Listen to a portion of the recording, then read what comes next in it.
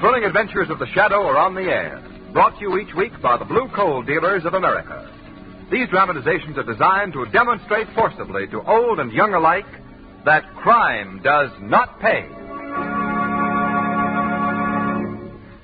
Before the Shadow begins today's adventure, I want to ask you a question. What's the best hard coal you've ever burned? Well, if you burn blue coal, I'll bet you can answer that question right off the bat. And if you don't burn blue coal, I sort of feel it's my duty to tell you just what you've been missing. Clean, radiant, invigorating warmth that takes the chill off the house in a jiffy. That's the kind of heat you get from blue coal. And find out for yourself. Order a trial ton from your neighborhood blue coal dealer tomorrow. He'll show you the easy, economical way to heat your home. The Shadow, mysterious character who aids the forces of law and order, is in reality Lamont Cranston, wealthy young man about town. As the Shadow, Cranston is gifted with hypnotic power to cloud men's minds so that they cannot see him. Cranston's friend and companion, the lovely Margot Lane, is the only person who knows to whom the voice of the invisible Shadow belongs. Today's story, Death Rides a Broomstick.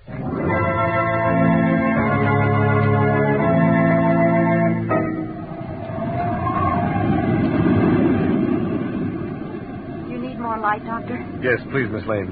Would you hold the lantern a little higher? That's it.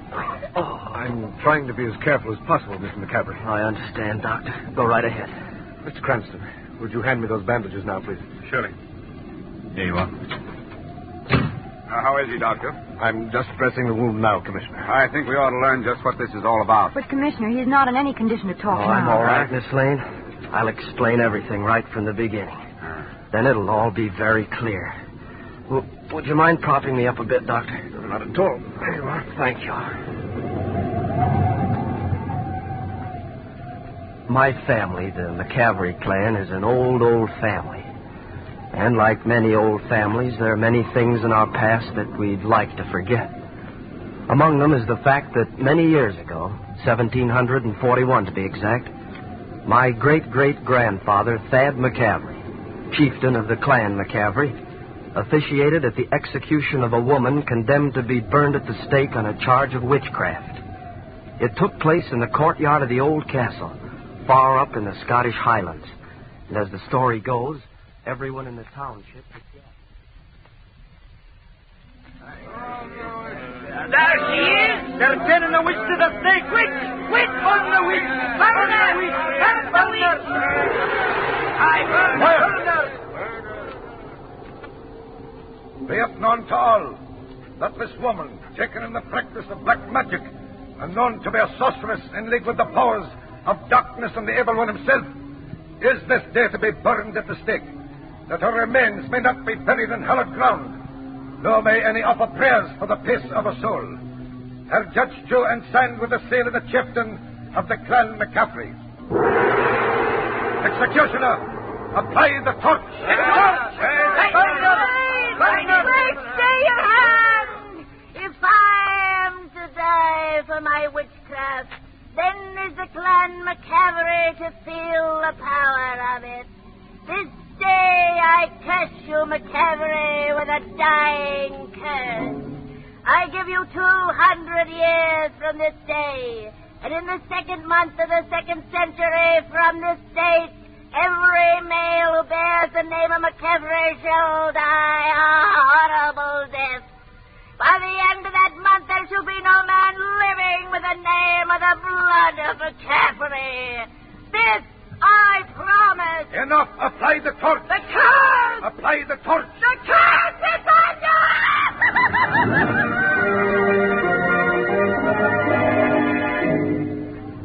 The curse was nothing more to my Uncle Garth or my brothers Tom and Donald and myself than just an old wives' tale. A forgotten skeleton moldering in the family closet. But what has all this got to do with... Let him continue the story, Commissioner. Please go ahead, Mr. McCavery. Well, as you know, the family prospered through the years. My Uncle Garth, who took care of the finances, was custodian of over $2 million. And none of us paid attention to the fact that 1941 was the 200th year of the curse. But at the beginning of this month, the second month of the second century, things began to happen. Just past midnight, February 1st, on a small merchant vessel some 200 miles off the coast of Labrador.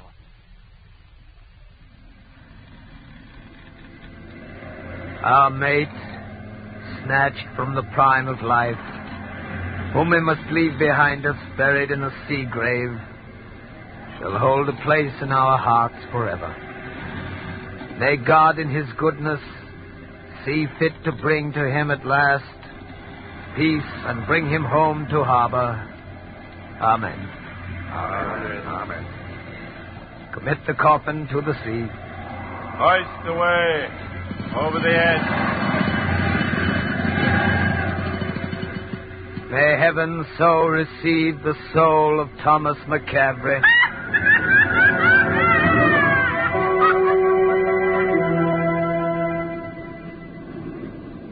He was the first to die. This was your brother? Yes, Miss Lane, my younger brother, Tom, dead at sea. I remember the night that I received word of his passing. Without knowing why, I found myself looking at a calendar. And for the first time in my life, I gave serious thought to the family curse. Later that evening, I paid a hurried visit to my brother Donald's apartment to bring him the fearful news.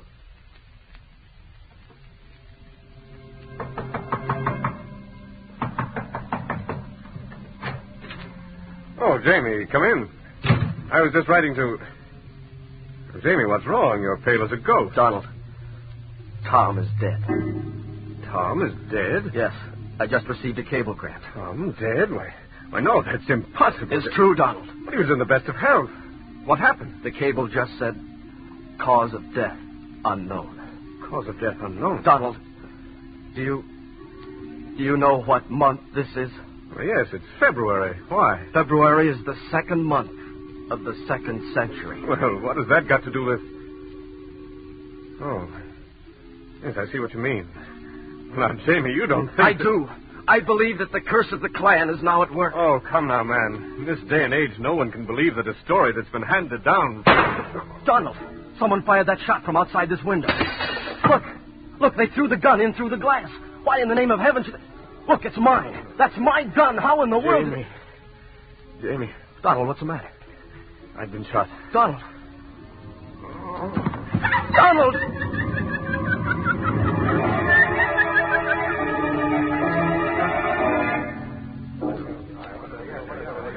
James McCavery. James McCavery. This court finds you guilty in the first degree of the murder of your brother Donald and sentences you to the state penitentiary where you will be imprisoned for life.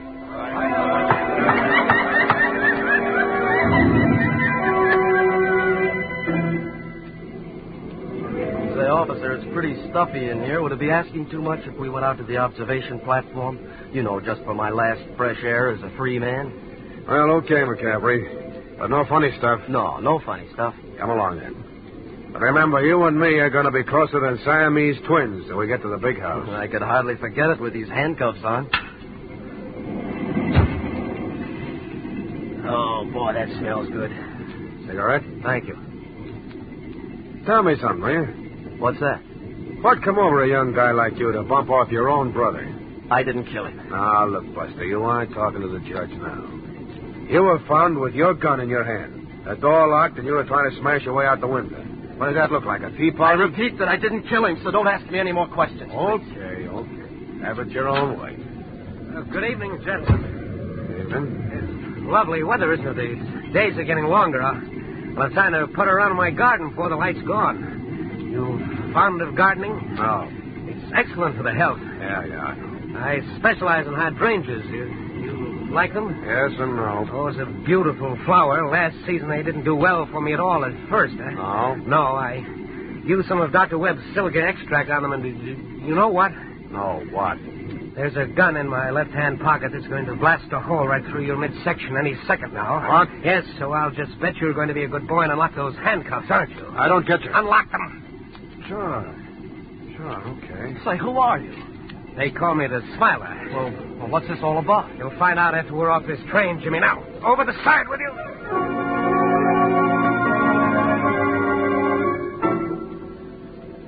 Well, after getting me off the train, the Smiler took me to my Uncle Garth's home.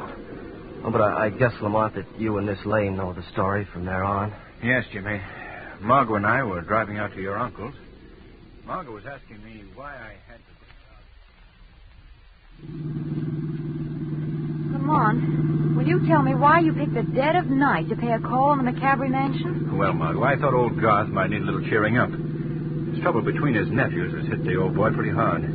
Wait, this looks like the turn here. Yes, I remember those big stone gates. Lamont, is that the McCavery mansion? That Karloff Castle? Yes. Old Garth lives there all alone. I wouldn't say that. What do you mean? He must have any number of ghosts to keep him company in that weird old place. It is a bit spooky looking, isn't it? That's an understatement. Well, here we are. Yes, here we are. Shall we put our sheets on now? Now, Margie, you're going to like old Garth. He isn't like his house at all. Well, if he is, I'm going right home. Gee, Lamont, it's so dark I can't see a thing. Well, just hold on to my arm. Front door's right over here. How are you finding it? By the Braille system? Uh-huh. Here we are. I don't see any lights on in the house. And Garth's rooms are upstairs at the rear. Yeah, it's enough to wake the dead, I guess. Lamont, could you possibly use a more cheerful figure of speech? Old Wellesley, the butler's usually very prompt in answering the door. I don't understand those people. Oh. Good evening. Is that you, Wellesley? Oh? Is that Mr. McCavery? McCavery? I'm sorry I can't see you. It's so dark. Who did you wish to see? Mr. Garth McCavery. Sorry, but there's no one here but me. And who are you, may I ask? I'm known to my friends as the Smiler. Well, this is the McCavery mansion, isn't it? No, I'm sorry. I imagine you've lost your way. You've gotten mixed up. Good night. What in the blaze?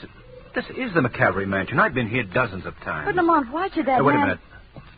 If this is the place, there'll be a little family graveyard just within a clump of trees near the car. Uh-oh, here we go again. Let's do a little deducting. If we're looking for a graveyard now, I hope we are in the wrong estate. All in all, this has been a fine night, what with... Lamont, you were right. There's the graveyard. Yes, of course. I knew this was the place. Look. That grave in the middle, the one with the big stone, it's all dug up. Yes, so it is.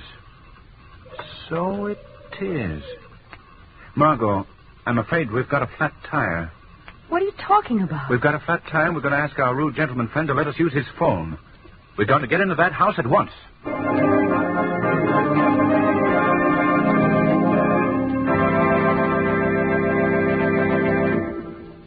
Will Lamont and Margot succeed in getting into the house? We'll find out in just a moment. But first, do you know the most popular topic of conversation these days? Well, it's still the weather. But nowadays, people don't just talk about the weather.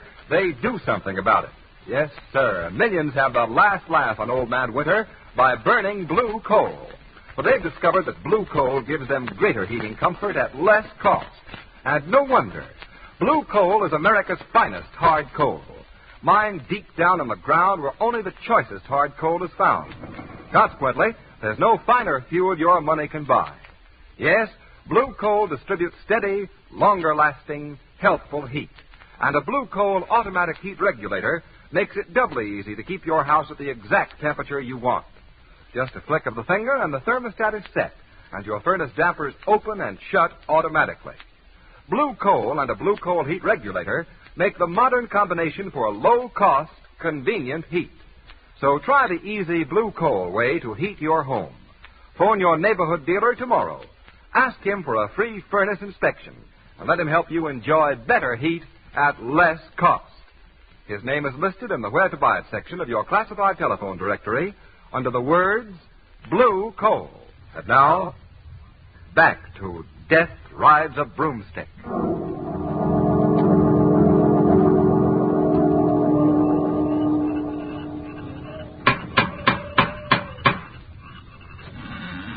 Oh.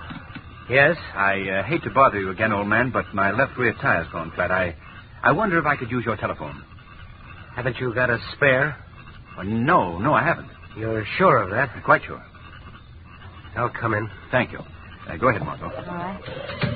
The phone I know where the phone is. How do you know? I'm gifted with a sixth sense. Yes, everyone tells him that he's psychic. Well, he's most fortunate. You say that you're known as the Smiler. Is that because you're always so cheerful? I'm afraid your humor is lost on me. I must get back to my work. Lamont, what do you suppose his work is? Something very grisly, no doubt. Operator, hurry with that call to Commissioner Weston, will you? I'm ready with it now, sir. Oh, put him on. Hello, Cranston. Good evening, Commissioner. What's on your mind? Well, Margot and I are out at the McCavery mansion. And... McCavery mansion. You mean Garth McCavery's place? Yes. Is he there now? No. We just received a note about him here at headquarters. Well, what about? He's just been kidnapped. What? Yes, the note says Garth McCavery is not coming back. The McCavery curse is working again. Signed the Smiler. Signed what? The Smiler. The Smiler? Why, he's... Sorry, Mr. Cranston. You must have a bad connection. Yes. Yes, indeed. And, let me compliment you on your marksmanship. Thank you. Now I'm afraid I must persuade you both to stay here for the evening. What's that? That flat tire that you haven't got will make it quite impossible for you to return to town. Yes, very interesting. Tell me, sir, have you ever used your name, the Smiler, as a signature? Yes, at times. A signature to a note that you might have sent the police? My good man, I haven't the faintest idea what you're talking about. Oh, I see. And now I'm going to ask you to retire to your rooms, if you please. And where would they be? Right up those stairs, and I advise you not to try to leave. You see, the next time I won't be aiming at a telephone. Lamont, what do you suppose this Smiler has done with Garth McCavery? I don't know. If I did, Let me out! Let me out of here! What's that, Lamont? Sounds like we have a fellow prisoner, Margot, somewhere in this wing of the house. Do you think it's old Garth? There's only one way of finding that out, Margot. All right, sir. I'm going to investigate just what goes on around here as the Shadow.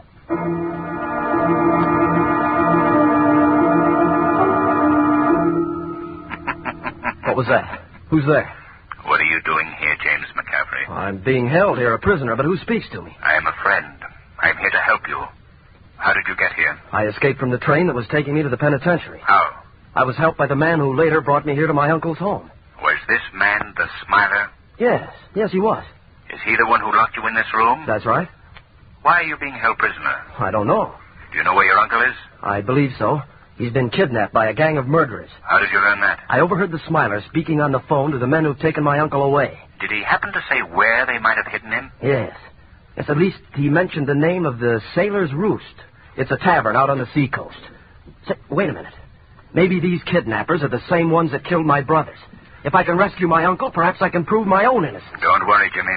If you're innocent, the law is on your side. But how can I get out of here? I think I know a way. Just continue to shout and pound on the wall. The Smiler is bound to come in here to silence you. Then I'll take care of the rest. All right, let's try it then. Let me out of here! Let me out of here! Keep it up. Okay. Let me out of here! Let me out of here! Just a minute, young man. I'm going to have to... Get his gun, Jimmy. That's it.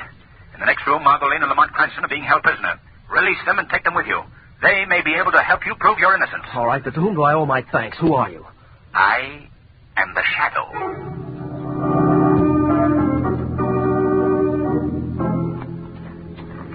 Well, according to the sign, this is the Sailor's Roost. I have an idea they aren't going to give us a very hearty welcome. Well, Margot, at least we have never been thrown out of any lower dive than this. You get 100 for that little gem. You have the gun, Jimmy? Yes, Lamont, very handy. All right, then take a deep breath and in we go.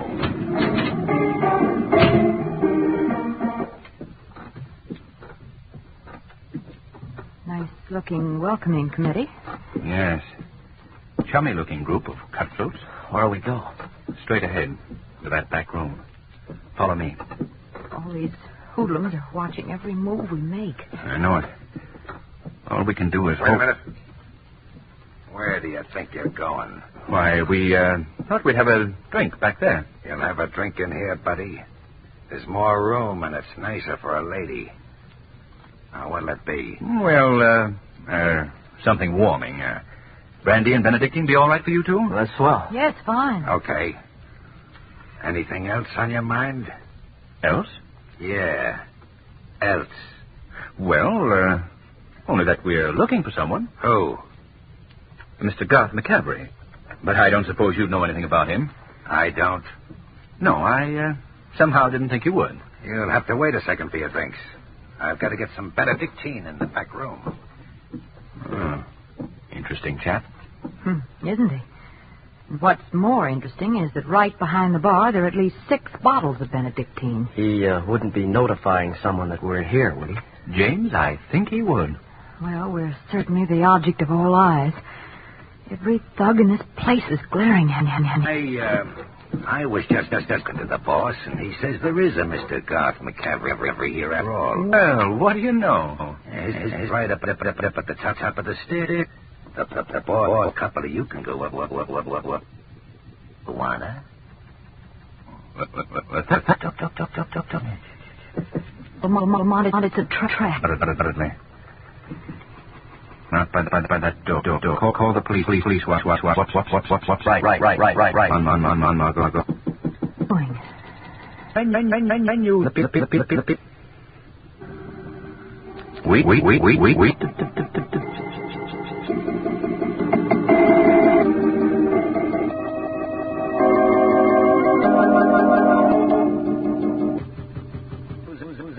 Five. Here. Never mind. Pew. No. Fast.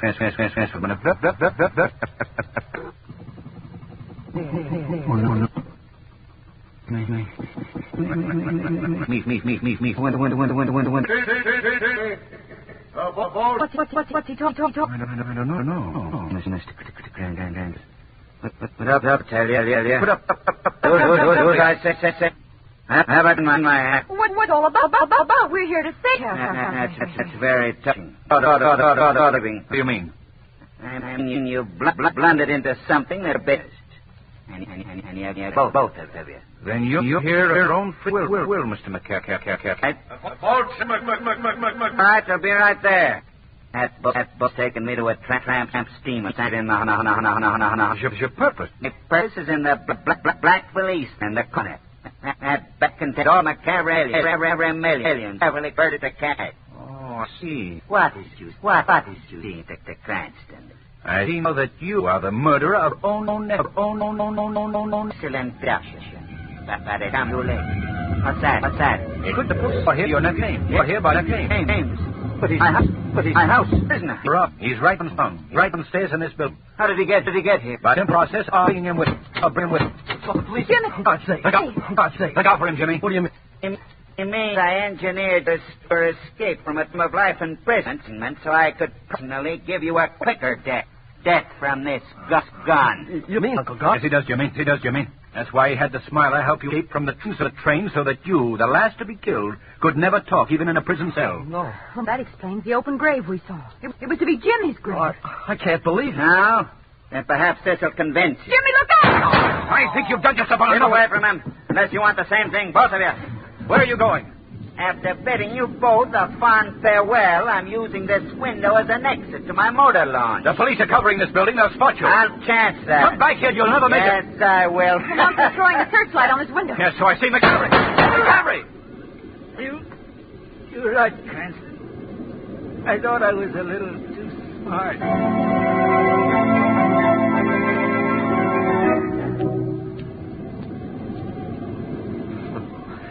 So you see, at least I know now that it was Uncle Garth that was responsible for all the murders, not the McCavery curse. Of course, Jimmy. You know, it's funny. It seemed for a time as if the witch's words were working out, didn't it? Ah, but of course that's nonsense. I may be the last of the McCaverys, but I'm alive. And the second month of the second century ends tonight. So it really was just an old wives' tale. Is it a bad wound, Doctor? Yes, I'm afraid it punctured the heart. Just a skeleton in the family closet.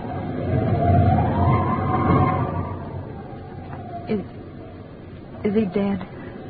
Yes, Miss Lane. There was nothing I could do. Well, that's that, I guess. You coming below, Cranston? Just a moment, Commissioner. The poor boy. Lamont, what was that? Nothing. Only the wind.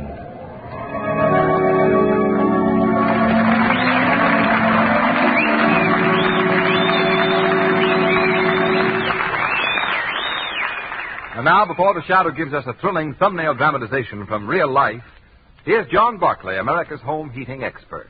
Mr. Barclay. Thank you, Ken Roberts, and good evening, friends. Extra money always comes in handy, doesn't it?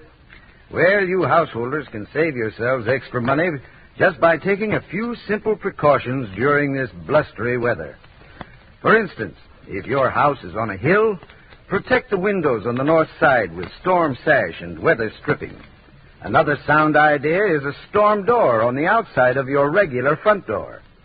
This way you'll save yourself money because you'll be burning less fuel. And you'll be adding to the comfort of your home at the same time. But of course, there's more to keeping your home comfortable than just protecting it on the outside. You see, the comfort you enjoy also depends to a large extent upon the fuel you select for your heating plant. That's why I want to put in a good word right here for blue coal. As Ken Roberts tells you, blue coal is America's finest hard coal. And that means it sends up a flow of clean, healthful heat that makes your house a joy to live in. But before I close, I want to remind you again that a John Barclay trained serviceman is qualified and willing to help you solve any heating problem you may have.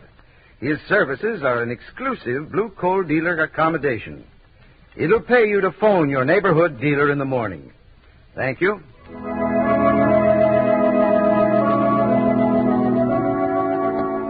Today's program is based on a story copyrighted by the Shadow magazine.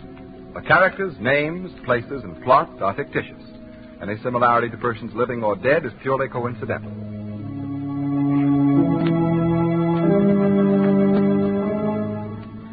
And now, fresh from the records of the Pennsylvania Quarter Sessions Court, we bring you conclusive proof that crime does not pay. The defendant, Robert J. Bolts, a financial counselor, stands accused of defrauding his clients of more than $1 million. The plea, guilty. Philadelphia, Pennsylvania, February 24th. Robert J. Bolts sentenced to from 20 to 40 years in the Eastern Penitentiary. Crime does not pay. The Shadow knows. Next week, same time, same station, the Blue Coal Dealers of America bring you an adventure of the Shadow that is astoundingly thrilling and truly amazing. And be sure to phone your friendly Blue Coal at less cost. Keep the home fires burning.